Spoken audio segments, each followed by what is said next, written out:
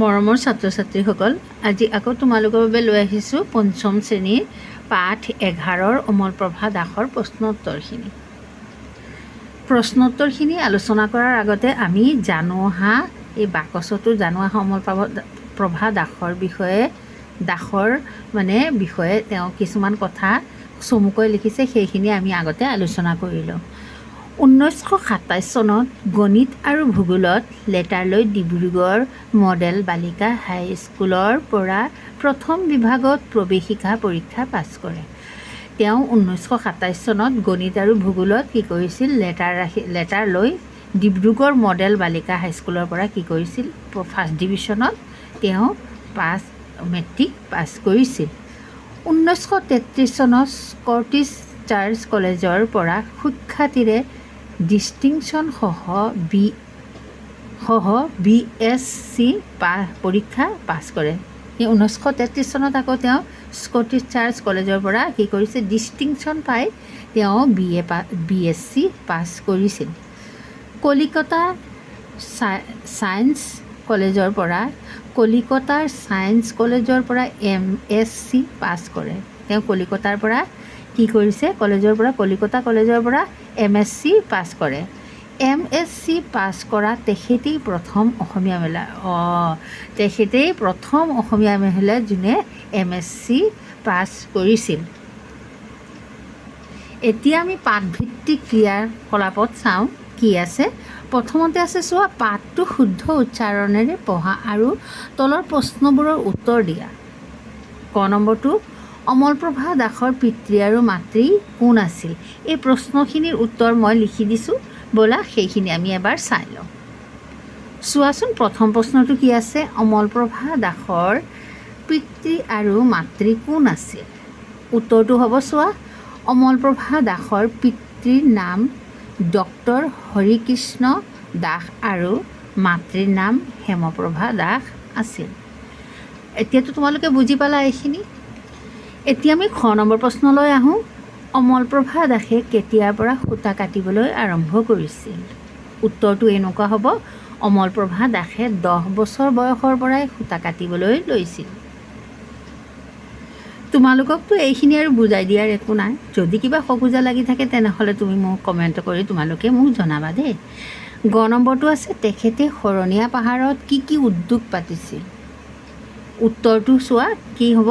তেখেতে শৰণীয়া পাহাৰত তেল পেৰা, কাগজ তৈয়াৰ কৰা, চাবোন তৈয়াৰ কৰা, মৌ পালন কৰা, তাঁতত কাপোৰ বোৱা আদিৰ উদ্যোগ পাতিছিল। তাৰপিছত ঘ নম্বৰ প্ৰশ্নটো চোৱা, এই উদ্যোগবোৰে দেশবাসীক কেনেকৈ সহায় কৰিব বুলি তেখেতে ভাবিছিল? এই উদ্যোগবোৰে উত্তৰটো চোৱা কি হ'ব? এই উদ্যোগসমূহে সেই সময়ৰ ডেকা ডেকিৰীসকলক স্বাৱলম্বী হোৱাত সহায় কৰিব বুলি ভাবিছিল। সেই সময়ত সেই উদ্যোগসমূহে কি কৰিব? ডেকা আৰু ডেকিৰীসকলক, ল'ৰা ছোৱালীসকলক স্বাৱলম্বী হোৱাত সহায় কৰিব বুলি তেখেতে ভাবি তেওঁ উদ্যোগবিলাক পাতিছিল। তাৰ পিছৰ প্ৰশ্নটো চোৱা, ঙ নম্বৰ, চৰকাৰে অমলপ্ৰভা দাসক কি সন্মান দিবলৈ বিচাৰিছিল? উত্তৰটো হ'ব, চৰকাৰে অমলপ্ৰভা দাসক পদ্মবিভূষণ সন্মান দিবলৈ বিচাৰিছিল।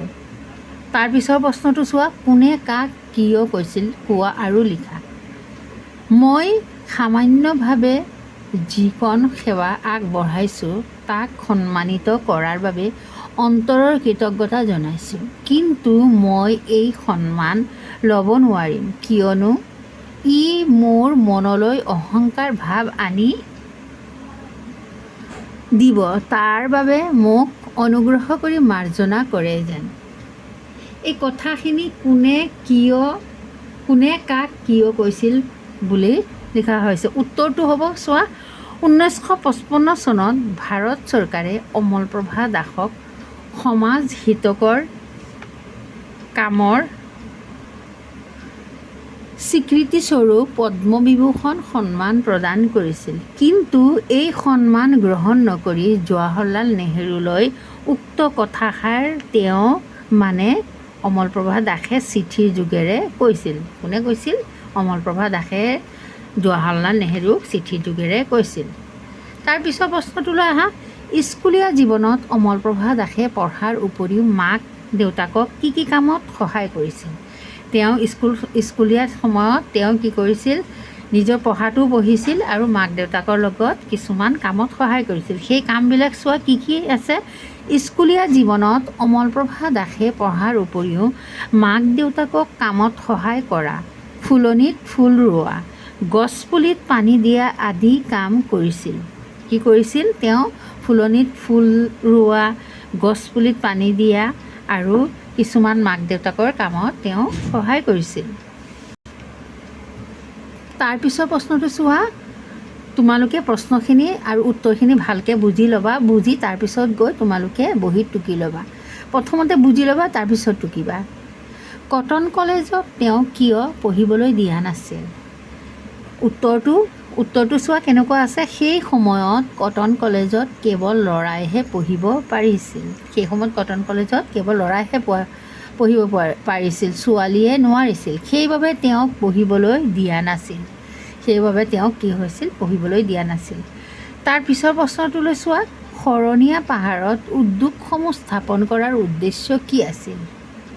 উত্তৰটো এনেকুৱা হ'ব। অসমৰ ডেকা ডেকেৰীসকলক আত্মনিৰ্ভৰশীল কৰাই আছিল শৰণীয়া পাহাৰত উদ্যোগ স্থাপনৰ মূল উদ্দেশ্য। কি উদ্দেশ্য আছিল? তেতিয়াৰ ল'ৰা ছোৱালীবিলাকক, ডেকা গাভৰুসকলক কি কৰিছিল? আত্মনিৰ্ভৰ কৰাই আছিল এখেতৰ মেইন উদ্দেশ্য শৰণীয়া পাহাৰত উদ্যোগ স্থাপনৰ। তাৰপিছত আছে আকৌ এটা জানো আহা আছে। চোৱা, জানো আহাৰ বাকচৰ ভিতৰত কি দি আছে? শব্দ আৰু তাৰ অৰ্থ, মানে পাঠভিত্তিক শব্দবিলাকৰ অৰ্থ। পাঠত থকা শব্দৰ পৰম্পৰা মানে অবিচ্ছেদ্য ধাৰা, এটাৰ পাছত আন এটা। নম্ৰ মানে নত। দুখাই থকা। নিষ্ঠা মানে শ্ৰদ্ধা, দৃঢ় ভক্তি। থমকিৰ অৰ্থ হ'ল ৰৈ যোৱা, আগ নবঢ়াকৈ থকা। সহশিক্ষা মানে ল'ৰা ছোৱালীয়ে একেলগে শিক্ষা গ্ৰহণ কৰা, তাক কি কয়? সহশিক্ষা বুলি কোৱা হয়। তাৰপিছত আহিল চোৱা খ নম্বৰ, ভাষা অধ্যয়ন ব্যৱহাৰিক ব্যাকৰণ। ইয়াত গ্ৰামাৰবিলাক দিয়া হৈছে। তাৰ চোৱা, প্ৰথমতে কি আছে? তলৰ যুক্তাক্ষৰ কেইটাৰে একোটাকৈ শব্দ লিখা। যুক্তাক্ষৰবিলাক দিয়া আছে, একোটাকৈ শব্দ গঠন কৰিব দিছে। বয়ৰে ব্ৰ, তাত হচুকাৰ ব্ৰুৰ অৰ্থ ব্ৰু, ব যোগ ৰ যোগ হচৌ। ইয়াত কেইটা আছে? কেইটা বৰ্ণমালা আছে চোৱা। ব আৰু ৰ, তাৰপিছত হচৌ। তো ব্ৰু দি শব্দ গঠন চোৱা। মূৰ্ধন্য ড হচিকাৰে দি, বয়ৰে ব্ৰ, তাত হচুকাৰ, ডিব্ৰু গ ডৰে ৰ, ডিব্ৰুগড়। মূৰ্ধন্য ক্ষয়তেষ্ট, তাত ৰকাৰ। ইয়াত কেইটা আছে শব্দ চোৱা? বৰ্ণমালা। মূৰ্ধন্য খ যোগ মূৰ্ধন্য ত যোগ ৰ। অস্ত্ৰ দি শব্দ গঠন কৰা চোৱাচোন কি আছে? ৰত আকাৰে ৰা, মূৰ্ধন্য ক্ষয়তেষ্ট, তাত ৰকাৰ, ৰাষ্ট্ৰ। প দীৰ্ঘ তৎ হচিকাৰে তি, পতি, ৰাষ্ট্ৰপতি। চ শব্দটোৰ ভিতৰত ছ যুক্তাক্ষৰটোৰ ভিতৰত কেইটা বৰ্ণ আছে চোৱা। দন্ত্য স যোগ ৱাব্য। দন্ত্য স যোগ ৱাব্য দি শব্দ গঠন। দন্ত্য শয় বস্য তাত আকাৰ স্বা, ধ তাত দীঘিকাৰ ধি, স্বাধী দন্ত্য ন, স্বাধীন। নথেন্থত কি আছে শব্দ বৰ্ণ? দুটা আছে। মূৰ্ধন্য ন যোগ মূৰ্ধন্য ঠ। কি বৰ্ণ আছে? মূৰ্ধন্য ন আৰু মূৰ্ধন্য ঠ। নথেন্থ দি শব্দ চোৱা। কণ্ঠ, ক মূৰ্ধন্য নথেন্থ, কণ্ঠ। স্নৰ মাজত যুক্তাক্ষৰ কেইটা আছে? মূৰ্ধন্য স যোগ স্নৰ মাজত কি যুক্তাক্ষৰ যোগ হৈ আছে চোৱা। মূৰ্ধন্য স আৰু মূৰ্ধন্য ন। মূৰ্ধন্য শয় নে স্ন হ'লে কি হ'ব? যুক্তাক্ষৰ চোৱা গঠন কৰিছোঁ আমি, গঠন কৰা আছে, তেতিয়া ভাঙি মই কৈছোঁ। তাৰপিছতো শব্দ এটা উষ্ণ, হস্য উ মূৰ্ধন্য শয় নে স্ন, উষ্ণ। ম্ৰৰ মাজত কি বৰ্ণ যোগ হৈ আছে? ম আৰু ৰ। ম্ৰদি শব্দ চোৱা কি হ'ব বথ হচিকাৰী বি দন্তীয় ন মত্ৰকাৰ বিনম্ৰ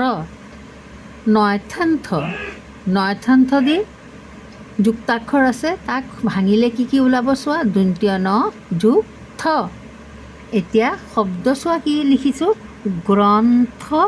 গ্ৰন্থাগাৰ লিখিব পাৰিবা তাত্ৰকাৰ দন্তীয় নয়থান্থ গ্ৰন্থ তাত আকাৰ গ্ৰন্থা গত আকাৰে গা গ্ৰন্থাগাৰ তালিবীয় সত্ৰকাৰ শ্ৰ দি কি শ্ৰৰ মাজত কি আছে তালিবীয় স আৰু কি বৰ্ণ যোগ হৈ আছে তালিবীয় স আৰু ৰ তেনে শ্ৰ দি কি হ'ব শব্দ বথ হচিকাৰী বি তালিবীয় স তাত্ৰকাৰ তাত আকাৰ বিশ্ৰা আৰু বিশ্ৰাম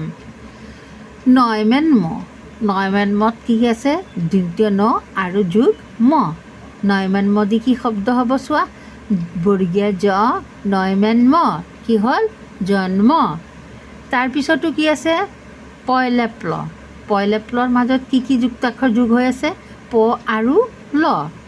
আৰু ল দি শব্দ গঠন চোৱা বথ হচিকাৰী বি পয়লেপ্ল তাৰপিছত কি হ'ব বিপ্লৱ বুজি পালানে তোমালোকে এতিয়া আমি পিছৰ প্ৰশ্নটোলৈ আহা পিছৰ প্ৰশ্নটোত কি আছে এটা শব্দ প্ৰকাশ কৰোঁ আহা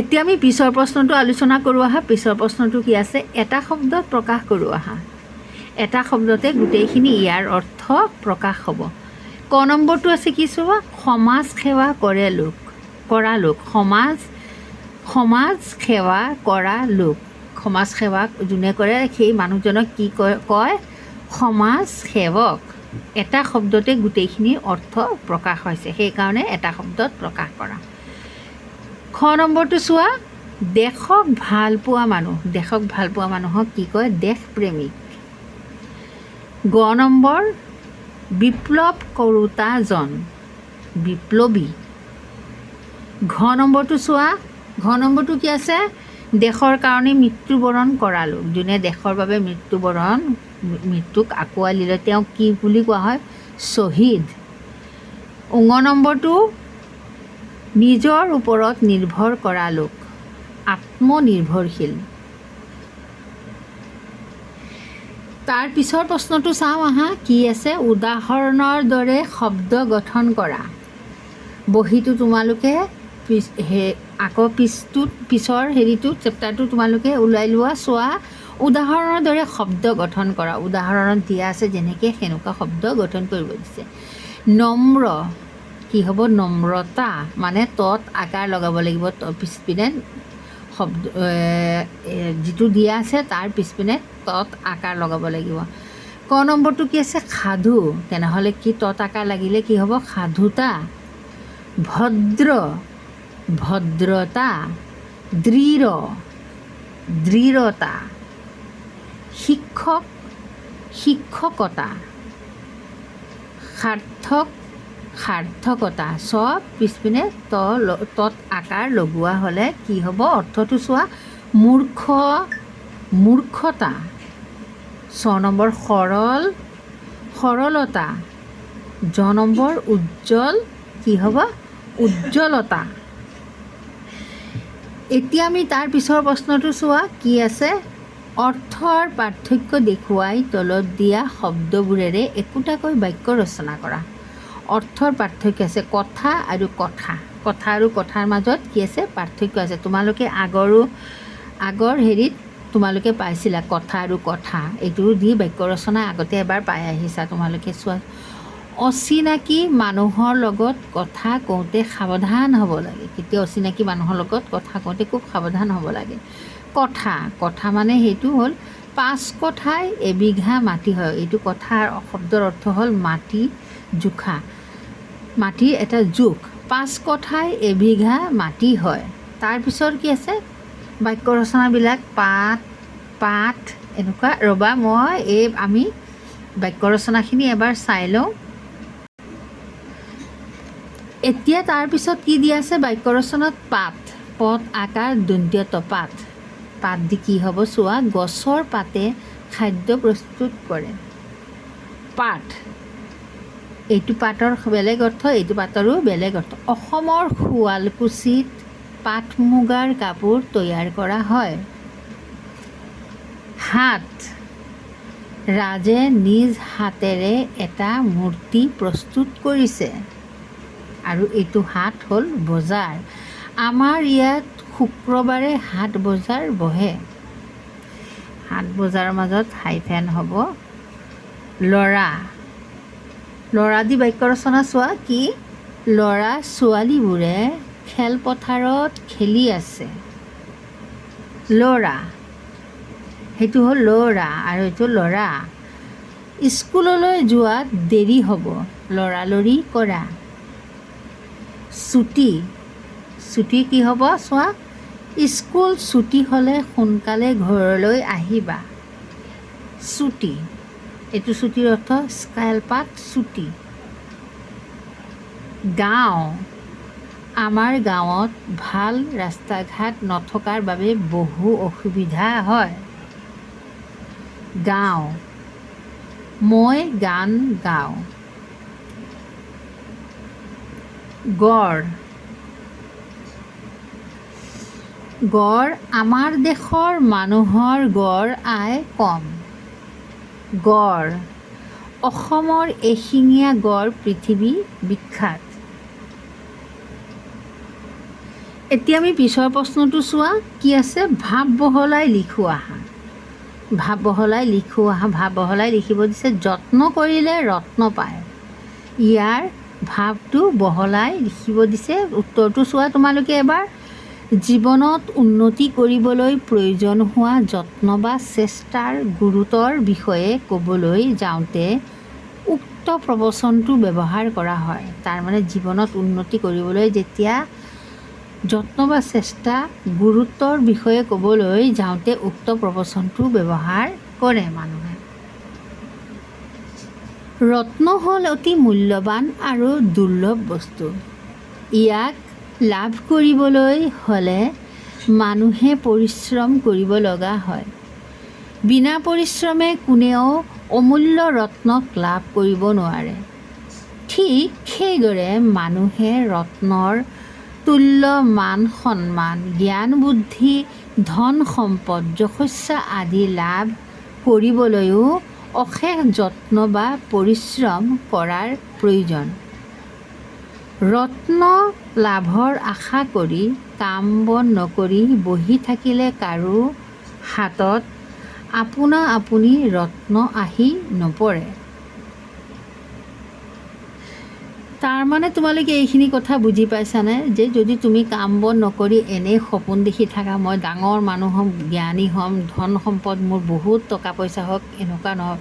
পৰিশ্ৰমৰ ফলতহে আমি জীৱনত সেইবিলাক বস্তু লাভ কৰিব পাৰোঁ।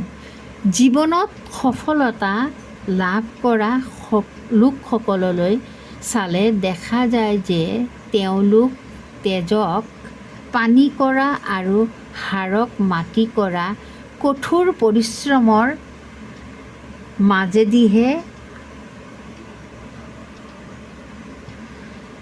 মাজেদিহে আকাংক্ষিত সফলতা লাভ কৰে। এই সফলতাই তেওঁলোকক মহামূল্যৱান ৰত্নৰ তুল্য মূল্যৱান সা সম্পদেৰে সমৃদ্ধ কৰে। এনে পৰিশ্ৰমী লোকসকলে পৰিশ্ৰমৰ অমৃত ফল লাভ কৰি জীৱনক উপযুক্ত স্থানত প্ৰতিষ্ঠা কৰিবলৈ সক্ষম হৈছে। মানে জীৱনত আমি পৰিশ্ৰম কৰিয়েই সকলো বস্তু লাভ কৰিব পাৰোঁ। যিবিলাক মানুহ খুব ধনৱান হৈছে বা সিহঁতে কি হৈছে? পৰিশ্ৰমৰ ফলতেই হৈছে। পৰিশ্ৰম নকৰি এনে তুমি যদি সপোন দেখি থাকা, মই ডাঙৰ এজন মানুহ হ'ম বা এনেকুৱা সেনেকুৱা, মই এইটো কৰিম সেইটো কৰিম, নহয়। হাত ভৰি যদি তুমি এনেই ধৰি তুমি যদি এনেই বহি থাকা, তেনেহ'লে কেতিয়াও ধন সম্পদ নাহে। তুমি পৰিশ্ৰম কৰিব লাগিব। পৰিশ্ৰমৰ ফলতহে সেইবিলাক বস্তু পোৱা যায়। সেইকাৰণে হৈছে যত্ন কৰিলে ৰত্ন পোৱা যায়। ৰত্ন হ'ল মূল্যৱান বস্তু। তুমি যেতিয়া যত্ন কৰিবা, যেতিয়া তুমি পৰিশ্ৰম কৰিবা, তেতিয়াই সেই ৰত্নটো লাভ কৰিব পাৰিবা। এতিয়ালৈকে তোমালোকে ইমানখিনি বুজি পাইছানে? তাৰপিছৰ প্ৰশ্নটো ৰ'বা, মই তাৰপিছৰ প্ৰশ্ন তাৰপিছত গ নম্বৰটো আকৌ দিছে জ্ঞান সম্প্ৰসাৰণ। তোমালোকৰ জ্ঞানটো বঢ়াবলৈ সেইটো আকৌ চন্দ্ৰপ্ৰভা শইকীয়ানীৰ বিষয়ে কিছুমান কথা লিখা হৈছে। তেওঁ এজন দেশপ্ৰেমিক আছিল। তেওঁ কি কি কৰিছিল চোৱা এতিয়া। চন্দ্ৰপ্ৰভা শইকীয়ানীৰ জন্ম হৈছিল 1901 চনৰ 16 মাৰ্চত বজালীৰ দৈশিঙৰি গাঁৱত তেখেত জন্ম লাভ কৰিছিল। তেখেতৰ পিতৃৰ নাম ৰাতিৰাম মজুমদাৰ আৰু মাতৃৰ নাম গংগাপুৰীয়া মজুমদাৰ। সেই সময়ত ছোৱালী শিক্ষাৰ প্ৰচলন নাছিল বুলিয়েই ক'ব পাৰি।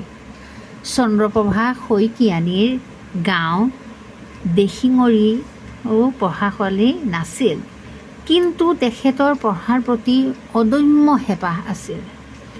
সেইকাৰণে তেখেতে মাহীয়েকৰ ঘৰত থাকি প্ৰাথমিক শিক্ষা লাভ কৰিছিল।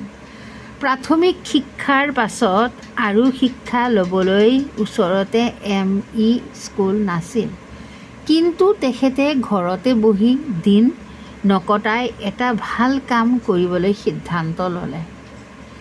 সেইমতে তেখেতে দৈশিঙৰি গাঁৱৰ আন ছোৱালীবিলাকৰ বাবে এখন প্ৰাথমিক স্কুল আৰম্ভ কৰিলে। দেখিছা তেওঁ কিমান কম বয়সতে কিমান ডাঙৰ এটা চিন্তা কৰিলে যে ইমান ল'ৰা ছোৱালীৰ কাৰণে তেওঁ এটা প্ৰাথমিক স্কুল। আমি বেছিভাগ মানুহে ডাঙৰ হৈও সেনেকুৱা মানে নিজে ভাবিবই নোৱাৰে। এই সুযোগতে গাঁৱৰ ছোৱালীবিলাকে অকণমান হ'লেও শিক্ষাৰে আলোকিত হ'ল। এদিন বিদ্যালয় উপ-পৰিদৰ্শকে চন্দ্ৰপ্ৰভা শইকীয়ানীৰ স্কুলখন পৰিদৰ্শন কৰিলে। উপ-পৰিদৰ্শকে কম বয়সীয়া মানুহগৰাকীৰ সমাজসেৱাৰ মনোভাৱ দেখি আচৰিত হ'ল।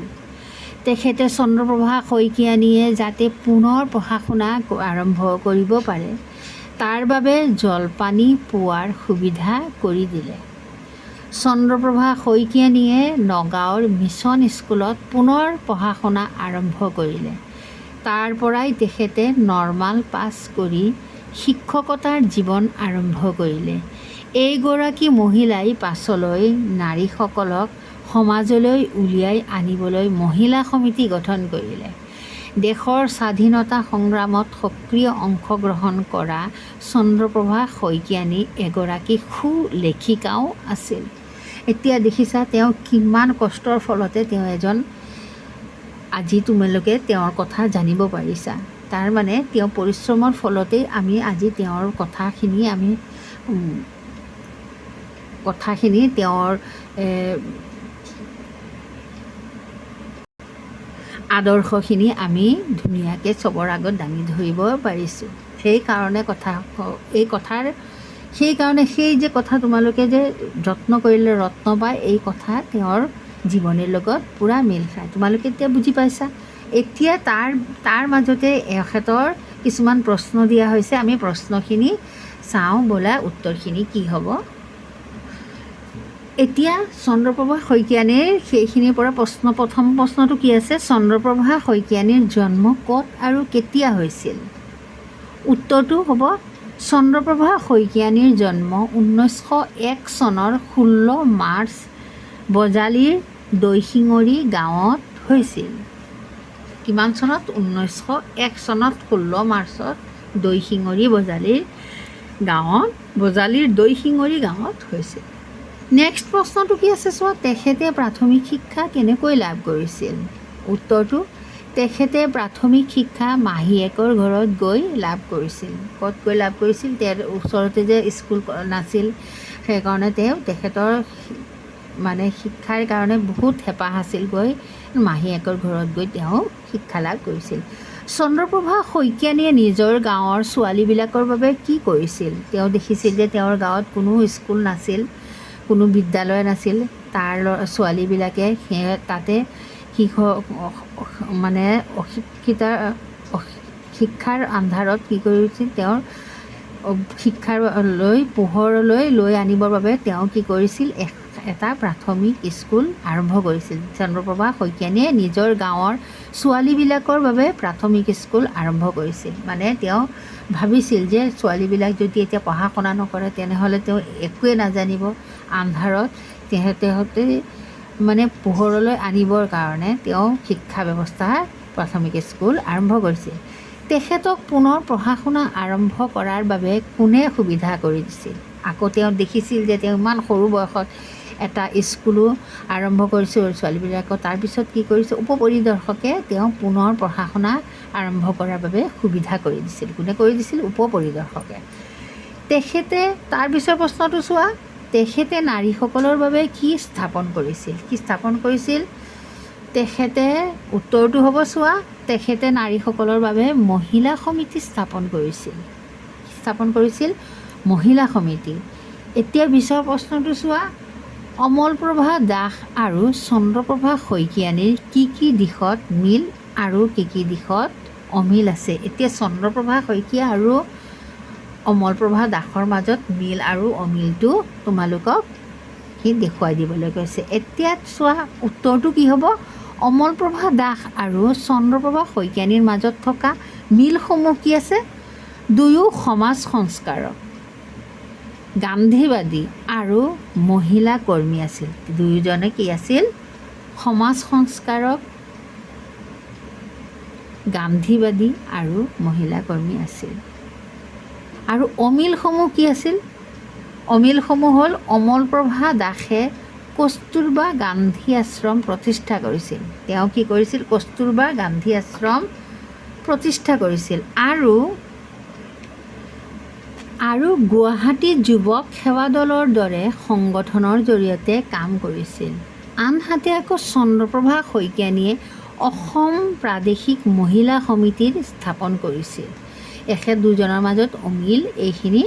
আৰু এটা অমিল কি আছে? অমলপ্ৰভা দাসক এজন গান্ধীবাদী সমাজকৰ্মী হিচাপে জনা যায়। মানে আমি এজন গান্ধীবাদী সমাজকৰ্মী হিচাপে তেওঁ সমাজত পৰিচিত। কিন্তু আনহাতে চন্দ্ৰপ্ৰভা শইকীয়ানীক অসমৰ নাৰীবাদী আন্দোলনৰ পথ প্ৰদৰ্শক হিচাপে চিহ্নিত কৰা হয়।